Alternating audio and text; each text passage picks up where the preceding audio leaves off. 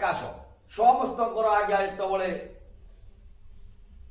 ତେଜ ଗୁଡ଼ିକ ବଢ଼ିବ ସେତେବେଳେ ମନୁଷ୍ୟ ସମାଜ ଉପରେ ଏଭଳି ଭାବରେ ଆଜ୍ଞା ସବୁ ଆସିଯିବ, ପ୍ରକୋପ ପଡ଼ିବ, ମନୁଷ୍ୟ ସମାଜରେ ଆଜ୍ଞା ଅନେକ ପ୍ରକାର ରୋଗ ସୃଷ୍ଟି ହେବ। ଆମକୁ ଆଜ୍ଞା ଟିକେ ଦେଖନ୍ତୁ ପାଞ୍ଜି ଦେହରେ ଲେଖା ହୋଇଛି ଅମୁକ ଦିନ ଆଜି ବାରରେ ଦେଖିବେ ଲେଖା ହେଇଛି ଆପଣଙ୍କର ପୋଟଳ ଭକ୍ଷଣ ନିଷେଧ। କାହିଁକି ଆମେ ପୋଟଳ ଆଜି ଖାଇବାରେ ପାଞ୍ଜି କାରବାର କହିଦେଲେ ନା ପୋଟଳ ଖାଇଲେ ଯେତେବେଳେ ପୋଟଳଟା ପେଟ ଭିତରେ ରହିବ ସୂର୍ଯ୍ୟଙ୍କର ଉତ୍ତାପ ଦିହରେ କିଛି ଆଜ୍ଞା ତା ଭିତରେ ରୋଗ ସୃଷ୍ଟି ହେବ। କୋଉଦିନ ଦେଖିବେ କଖାରୁ ଭୋଜନ ନିଷେଧ, କୋଉଦିନ ଦେଖିବେ ଆପଣ ସୁବର୍ଣ୍ଣ ଫଳ ଯେ ପାଣି କଖାରୁ ଭୋଜନ ନିଷେଧ, କିନ୍ତୁ ଆମେ ତାକୁ ଆଜ୍ଞା କେହି ମାନୁନି। ଇଏ ହଉଛି ଆଜ୍ଞା ଗହନ ବଚନ। ଏଇ ଗହନ ବଚନକୁ ଯେତେବେଳେ ଆଜ୍ଞା ଆମେ ମାନିବା, ଠିକ ଭାବରେ ଚଳିବା, ଠିକ ନୀତି ନିୟମରେ ରହିବା, ଠିକ ଭାବରେ ଚଳିଲା ପରେ କଣ ହବ ନା ଆମକୁ ନିଶ୍ଚିନ୍ତ ଭାବରେ ପ୍ରଭୁଙ୍କର କୃପା ଲାଭ ହେଇଯିବ। ଯେତେବେଳେ ପ୍ରଭୁ